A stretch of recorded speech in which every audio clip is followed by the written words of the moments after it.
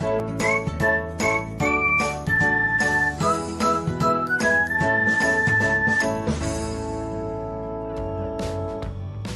everyone, welcome back to another episode of Technologyglance. Today in this video, I am going to guide you through how you can turn off dial assist on Truecaller. So let's get started.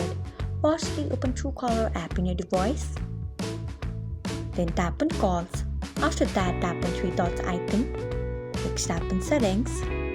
After that, tap on calls. Then scroll until you find dial assist.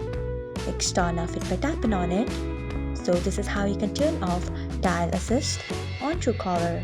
Thanks for watching. If you found this guide helpful, we would love it if you hit the thumbs up button below. We upload great new tech tutorials like this one every day, so do not forget to subscribe to our channel and hit the bell icon so that you'll never miss another update.